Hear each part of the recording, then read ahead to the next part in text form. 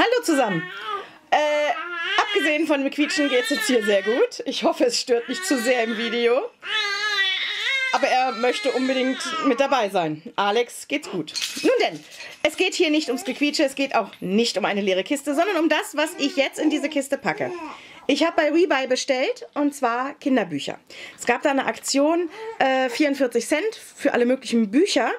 Und habe da einfach mich durchgeklickt, jede Menge Kinderbücher gefunden und dann noch so ein bisschen geschaut, was an Kinderbüchern da ist. Und habe 38 Stück für 42 € bekommen. Und die zeige ich euch jetzt. Als allererstes ein Buch, was ich zurückschicken werde. Fahrzeuge. Ja, das ist so ein Buch mit so einer Kugel dran. Und dann hat man hier diese Bilder. Ist ja schön und gut, aber das ist jetzt nicht so toll. Also ist auch das Einzige, wo ich sage, die Qualität hat zu wünschen übrig gelassen. Alles andere top. Also, ich zeige euch mal, was ich da so ausgesucht habe. Meine ersten Kinderreime. Ein sehr, sehr dickes Buch. Schaut mal. Und sehr, sehr liebevoll gemacht. Gefällt mir unheimlich gut. Alex wohl auch, wenn ich das so höre. Dann haben wir Geschichten zum Träumen. Das ist ein bisschen dünner, aber ebenfalls. Ich glaube, ich brauche es gar nicht sagen. Die Bücher sind alle liebevoll gemacht. Da brauche ich gar nichts weiter zu sagen, weil ich habe wirklich echt Glück gehabt. Es sind richtig schöne Bücher dabei. Dann schau mal, viele Tiere. Das ist ab 2 Jahren. Da hat man also hauptsächlich Bilder. Dann hier, Osterhasen-Malschule. Kennt ihr das noch? Kennt ihr das? Also ich habe es in meiner Kindheit, glaube ich, mal gehabt. Und das ist noch so ein richtig, richtig altes Buch. Und deswegen auch so ein bisschen nostalgisch bin ich geworden und habe dann da ein bisschen zugegriffen. Und ja, das nächste haben wir hier Grimms Aschenputtel. Das ist ein Puzzlebuch. Ja, kann man die Puzzle rausnehmen auf jeder Seite. Dann können die Kinder das einsetzen. So. Was ich unheimlich viel genommen habe, war Walt Disney. Hier Geschichten zur Nacht. Ich habe als Kind selber auch Walt Disney Bücher von meiner Mutter vorgelesen gekriegt. Und deswegen, ich denke, da macht man nichts falsch. Da haben die Kinder einen Wiedererkennungswert auch bei den Figuren. Und daher passt das. Da will ein Kind, glaube ich, umgedreht werden. Nein, doch nicht. Wenn ich hingucke, will es nicht umgedreht werden. Er versucht zu krabbeln. Basti bemüht sich zu krabbeln. Klappt noch nicht so ganz. Aber er bemüht sich. So, das nächste. Der kleine Klokönig. Ich fand, es sah einfach schicker aus. Ich denke mal später fürs Klotraining nicht verkehrt. Dann nochmal ein Puzzlebuch mit Gute-Nacht-Geschichten. Puzzle zur Gute-Nacht. Man hat hier so eine ganze Seite Text und dann halt hier die Puzzle. Auch super Qualität, kann ich nicht anders sagen. Bei dem Buch, was jetzt kommt, das ist noch viel zu früh. Das ist ein erstes Lesespaßbuch. Aber bei dem Titel konnte ich nicht widerstehen. Musste in den Warenkorb. Ging nicht anders. Ja, dann schon mal für später, ne? Fröhliche Weihnachten, wenn es wiederkommt. Ich meine, Weihnachten kommt jedes Jahr. Kann man sich drauf verlassen, ne? Also daher, alles gut, kann man ruhig schon mal nehmen. Dann fand ich hier das Buch ganz nett vom Thema Sag es, tu es, aber freundlich. Denke ich mir oder habe ich mir gedacht, dass das vielleicht ein schönes Buch ist, um, wenn es Stress gibt zwischen den Jungs oder allgemein so ein bisschen das beizubringen oder als Aufhänger zu nehmen für Gespräche. Und das ist gar nicht so verkehrt. Das sieht ganz gut aus, fand ich. Ich habe so ein bisschen reingestöbert, hat mir ganz gut zugesagt und ist genauso, wie ich gedacht habe. Ist ein schöner Aufhänger, wenn man dem Kind was vermitteln möchte. Zum Beispiel müsste ich meinen Kindern gerade, ehrlich gesagt, irgendwie mal beibringen, dass man die Zunge auch im Mund behält. Denn die Zunge befindet sich momentan 95% des Tages außerhalb des Mundes. Die anderen 5% werden genutzt, um irgendwas in den Mund zu schieben. Naja, eigentlich schieben sie eigentlich auch 95% der Zeit sich was in den Mund. Die nehmen alles in den Mund, was sie finden können. Wirklich alles. Schlimm.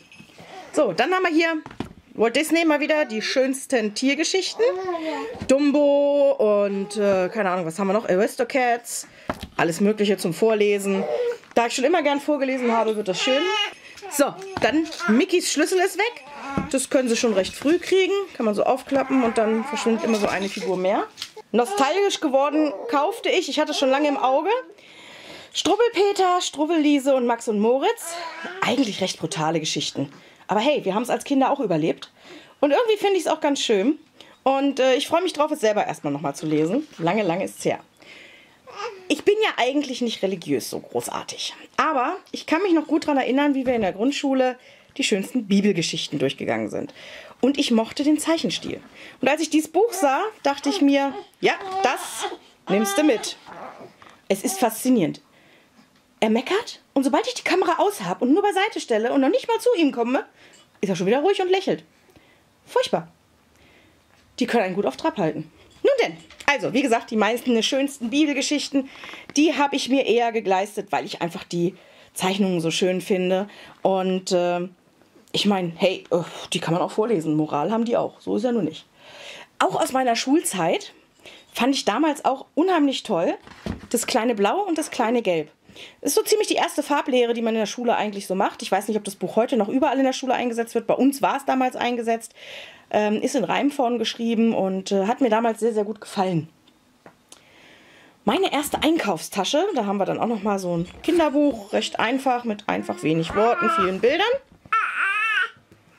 Und ich weiß nicht, ich glaube, mein Bruder hatte diese Bücher gekriegt oder hatte ich sie auch. Ich habe sie auf jeden Fall in meiner Kindheitskiste nicht mehr gefunden.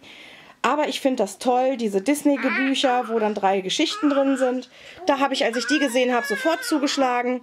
Haben wir hier, wie gesagt, Dornröschen, Robin Hood und die 101 Dalmatiner.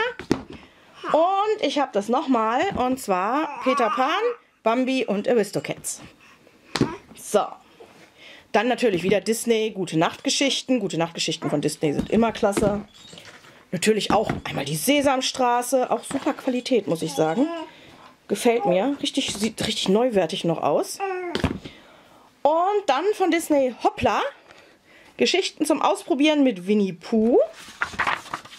Das sieht aus wie noch nie benutzt, ehrlich gesagt. Gefällt mir auch sehr, sehr gut. Also ich habe da echt Glück gehabt mit der Qualität der Bücher. Richtig, richtig klasse. Dann hier nochmal, wir gehen einkaufen. So ein ganz großes Buch. Auch mit schönen Zeichnungen. Gefällt mir auch sehr gut. Ja, wir zeichnen Tiere. Das ist jetzt ehrlich gesagt nicht für die Kinder, sondern für mich. Ich weiß noch, mein Vater, der konnte zeichnen. Und unsere Nachbarin konnte zeichnen. Und die war richtig klasse. Und ich fand das als Kind super toll, wenn die so gezeichnet hat. Einfach so spontan aus dem Handgelenk raus. Und das muss ich üben, damit ich das auch kann, damit ich das dann die Kinder mit beeindrucken kann. Dann die Reise mit der Pfeffermaus, das war so ein 44 Cent Ding, wo ich mir dachte, jo, probierst du einfach mal aus, guckst mal. Ist so fürs erste Lesen in Schreibschrift. Dann im Park so ein Pappbilderbuch, mehr mit, ehrlich gesagt, Bildern als allem anderen. Dann 3-Minuten-Geschichten für schöne Träume, wenn Mama mal nicht 5 Stunden vorlesen möchte. Sieht auch alles noch sehr neuwertig aus. Dann haben wir hier so ein Badezeitbüchlein zum Aufklappen mit Register, was man so braucht. Ich helfe mal kleinen Alex. Ich glaube, der möchte in eine andere Position. Also ich merke schon, es ist keine gute Idee, so ein Video zu drehen, wenn die Kinder mit im Raum sind. Aber hey, warum nicht? Wisst ihr wenigstens mal, wie es hier zugeht? Geräuschmäßig jedenfalls. So. Genau, Alex wollte sich nochmal dazu äußern. Teddy und sein rotes Auto, das kann ich dann auch schon recht früh geben. Da habe ich mir gedacht, hey, ein Bobbycar kriegen sie später auch. Und deswegen passt das ja. Alex versucht, seine Füße zu greifen. Dann haben wir hier noch meine liebsten Geschichten und Gedichte zur Weihnachtszeit. Was eine Geräuschkulisse. Ihr tut mir echt leid, wenn ihr dieses Video bis zum Ende angeguckt habt. 2 Pixie-Bücher waren auch dabei. Naja, also Pixie, ja gut.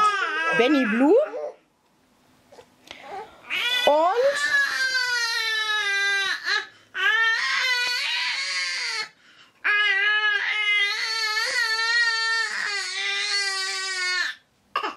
meine armen Ohren. Ernsthaft. Meine armen Ohren. Und das letzte Buch. Die Schmetterlingskinder in allen Jahreszeiten. Ich musste so schmunzeln, als ich es aufschlug. Susi freut sich. Und hier war, Conny denkt, es ist heiß im Sommer. Das ist also Conny. Interessant. So, jetzt werde ich diesen kleinen Schreihals, werde ich jetzt mal hier auf den Arm nehmen und den anderen auch gleichzeitig bespaßen. Das war meine Bücherkiste. Ich bin gespannt, ob ich mit diesem Video ob ich das veröffentlichen kann bei dem ganzen Gequake im Hintergrund. Und wer durchgehalten hat bis zum Ende, mein Respekt. Ich habe das ja hier jeden Tag und jetzt nehme ich ihn hoch. Also, bis dann. Tschüss.